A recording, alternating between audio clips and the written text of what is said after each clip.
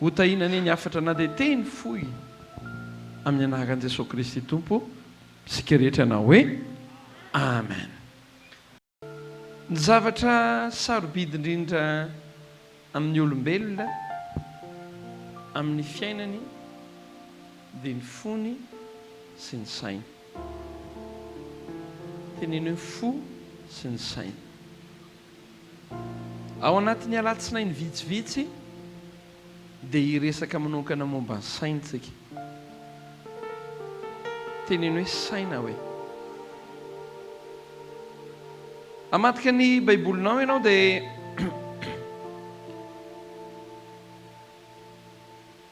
andehantsika eo any amin'ny ohabolana 20:20. Isay araka 20:20. Misy zavatra manokana tena ilayntsika amin'ny fiainana. Ohabolana 20:20. Isay araka 20:20.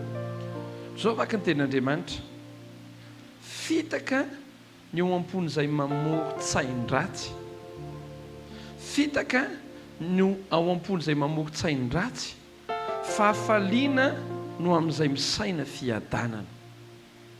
Izany hoe misy karazana olona ny ao anatiny ao mamorona saina fa sain-dratsy. Misy ndraiky karazany olona izay feno hafaliana satria ny fisainany dia misaina fiadanana. Isay araka 20:20. Ary ny fanahin'i Jehovah hitoetra ao aminy dia ny fanahy fahendrena sy ny fahazavantsaina, ny fanahy fanoloran-tsaina sy ny faherezana, ny fanahy fahalalana sy ny fatahorana an Jehovah. Ny fanahin'i Jehovah hitoetra ao aminy dia ny fanahy fahendrena sy ny fahazavantsaina, ny fanahy fanoloran-tsaina sy ny faherezana, ny fanahy fahalalana sy ny fatahorana an Jehovah. Efa zavaiko foana ity fa tiako averina amintsika tsiraray avy. Rehefa miresaka ny fanahin'i Jehovah izay hitoetra, ny fanahin'i Jehovah izay hitoetra ny baiboly dia milaza hoe fanahin'ny fahendrena sy ny fahazavantsaina, fanahin'ny fanoloran-tsaina sy ny faherezana, fanahin'ny fahalalana sy ny fatahorana an Jehovah. Raha mandinika ianao misy zavatra firy zao miresaka saina daholo eo. Fanahy masina ny resahana dia nylazainy hoe fanahy fahendrena, izany hoe miasa ao amin'ny saina. Fanahy fahazavantsaina miasa ao amin'ny saina. Fanahy fanoloran-tsaina miasa ao amin'ny saina. Fanahy fahalalana miasa ao amin'ny saina. Fanahy fatahorana an Jehovah miasa ao amin'ny saina. Izany hoe ny tsika ny fanahy masina dia hoe fanahy mpanao miracle. Izany ny tsika ny fanahy masina. Fa ambadika ny fanahy masina dia tonga dia hoe fanahy miracle, malemy mitsangana, famelohany malemy mitsangana sy ny sisa. Dia mametraka zavatra izy aloha hoe ny tena asan'ny fanahy masina voalohany eny dia izao hoe miasa ao amin'ny saina. Fanahy fahendrena izy, fanahy fahazavantsaina izy, fanahy fanoloran-tsaina izy, fanahy fahalalana, fatahorana an Jehovah. Izany hoe hatramina intelligence farany hitan-tsaina, hatramin'ny conseil. Izany hoe Andriamanitra zany amin'ny alalan'ny fanahiny dia miteny zavatra ao anatin'ny saintsika. Hiteny zavatra ao anatin'ny sainao ny Andriamanitra amin'ity herinandro ity. Tena ho hafa ny fisainanao io. Raha tsorina zany dia izao, ny fisainan'olombelona dia misy mi-influencer. Na hoe ny fisainanao io dia misy zavatra tsy ao anatiny ihany no mamaritra izay avoakany, fa misy zavatra ara-panahy afaka miasa ao amin'ny sainao. Averiko fandroany, misy zavatra ara-panahy afaka miasa ao amin'ny sainao. kanefa ny mamaritra ny fiainanao ray manontolo dia zay avoaka ny sainao. Raha manana fisainana milamina ianao na hoe fisainana fiadanana dia ho fenao faliana ianao, satria ao anatin'ny fisainanao fisaina zay manome anao fiadanana dia ho feno ny fifalianao. Raha mamakytsika Genesis 3:7 inoy tsara ne zao zavatra hoe nanonofo Farao hoe nahita omby vavy fito izy matavy, omby fito matavy, dia avy eo nahita omby fito mahi, dia avy eo le omby fito matavy no han'le omby fito mahi. Dia rehefa avy eo indray verina natory izy dia nahita indray amboara fito tena vokatra be, dia mahita amboara fito zay malazo ka hoe tsofin'ny rivotra avy any antsinanana. Hainao ny zavatra nitranga vao ny fo izy tena tsy nilamina ny saina. Inona ary ny dikan'iny nofo iny? Inona ary ny dikan'iny nofo iny? Natsony daholo ny ombiasy tao an-tanàna, apekako aty daholo, adikamo amiko ny nofoko. Zay ombiasy tonga teo niala maina. Ny sasany angamba manteny hoe Farao mba kinofonofo re zany fa aza lefa lavitra ny saina. Fa hainao zavatra nitranga, tsy nilamina mihitsy ny sain'ny Farao. Any ka rehefa tsy nilamina ny sainy, mba raisy an-tsaina hoe enao Farao, kanefa olona gadra riana anarina mpanatsoanao hoe mba torohevitra ako. Tena marika hoe tsy nilamina ny sain'ny Farao, tsy nety miverina natorontsony izy. Inona ny tsy nampilamina ny sainy? Tsy dia le nofo loatra, fa le fanahin'Andriamanitra tao anatiny tsy namela azy hoe tsy maintsy atsonao Josefa. Milaza aminao ny saintsika io sarobidy io. Tandremo hoe iza no influencer ny sainao, fa zay mi-influencer ny sainao no hamaritra ny zavatra ho ataonao amin'ny fiainana. Zay mi-influencer ny sainao no mamaritra ny décision anao. Zay mi-influencer ny sainao no mamaritra ny vokatra eo amin'ny fiainanao. Fa spirituel nefa no mi-influencer n'le saina. Teneniko ianao akaikinao hoe ara-panahy hoe no mikasika ny ao anatin'ny saina. Zay mahatonga ny misy olona manana saina mamoron-tsain-dratsy. Raha saina mamoron-tsain-dratsy zany, iza zany no mi-influencer ny sainy? Fa na ratsy. Fa raha fisainana madio no ao anatinao, fisainana te hanompo an'Andriamanitra, fisainana mahavokatra, iza zany mi-influencer ny sainao? Fanahy masina. Raha lasaka nabavy eo, raha hanomboka ny herinandro tsika androany dia ndao hivavaka manokana ho an'ny fisainana. Ary isaky ny latsinainy dia mpianatra manokana momba ny hoe ahoana ny atonga ny fisainanao ho influencer ny fanahy masina. Fa tena ratsokana raha lasaka nabavy, ny saina dia influencer na hoe kasihan'ny fanahy.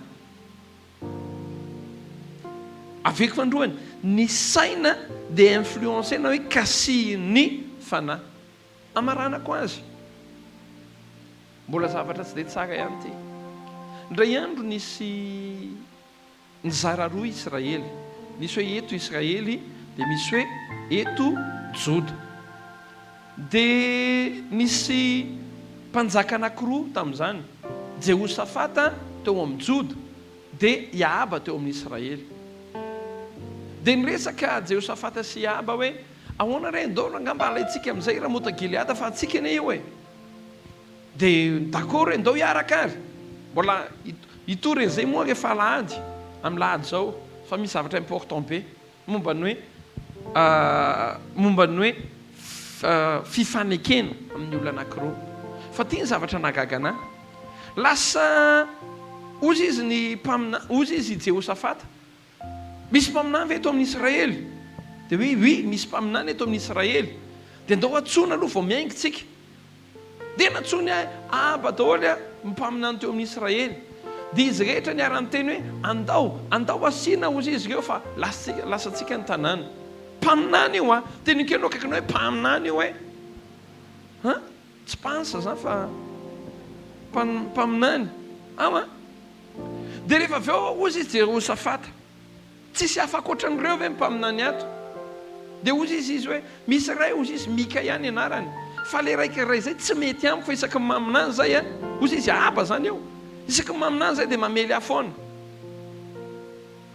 dia hoe Jerosafata ampanatsoa le Mikaia ampanatsoana Mikaia dia nasainana aminany dia ozy izy Mikaia ino tsara ty fa tena sarobidy be zao miteny Jehova hoy izy indro mahita ankehitriny Jehova miresaka amin'ny reo fanahy manodidina azy dia hoy Jehova hoe iza no hanosika ny aby mba handeha ho any Ramota Gileada mba ho lavo any dia nisy fanahy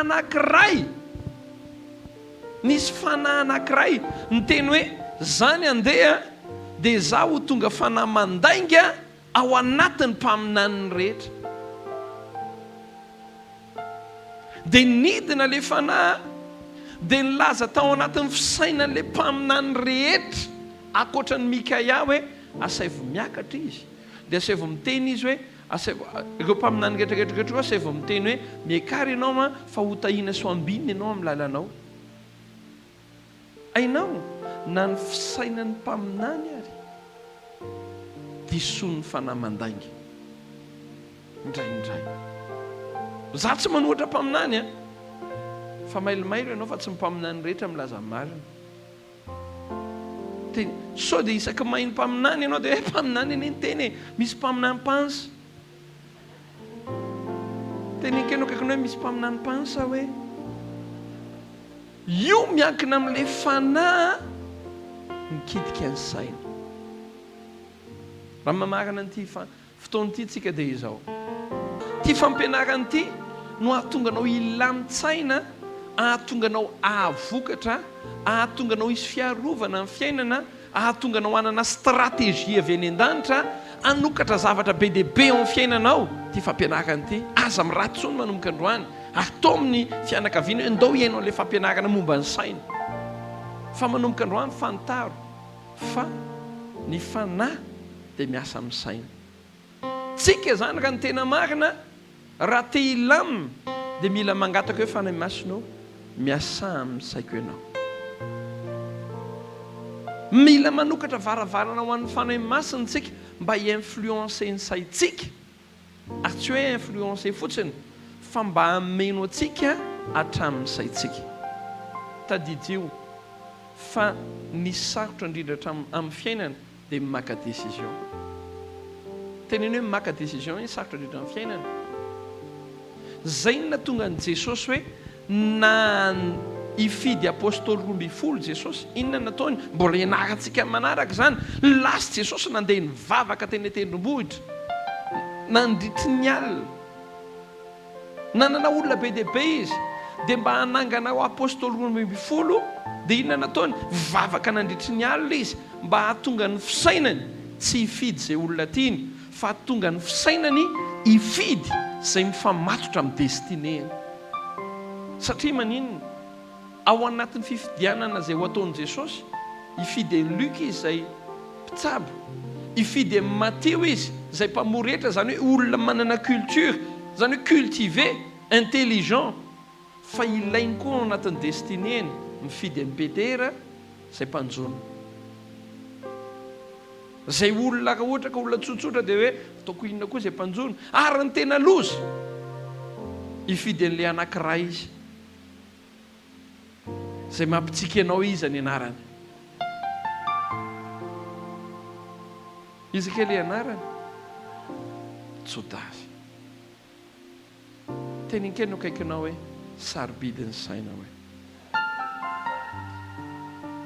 ny décision rehetra sarobidy zay mahatonga antsika amin'ity herinandro ity hivavaka tsika zao tena angatako aminao raha hivavaka tsika apetrao amin'ny lohanao mihitsy ny tananao androany rehefa hivavaka tsika ao fa ny sasany vao makabana tonga dia fa tena izao ka lasaka nabavy ao hivavaka tsika hoe tompo influence ao ny saiko anjakao ny saiko ny saina rehetra ny fihevitra rehetra hoy izy dia ahorony ny fisainana na eti-po tahaka ny ahoana renao io fisainana io tsy ny fo mitondra azy fa ny saina. Aza vela izy zavatra hafa influence ny sainao. Za mitsodrano anao hoe anana tolo-tsaina avy amin'ny fanahy masina ny enao amin'ity herinandro ty. Aray toromarika avy amin'ny fanahy masina ny enao. Isokatra amin'ny fanahy masina ny fisainanao ka ho fisainana influencen'ny fanahy masina.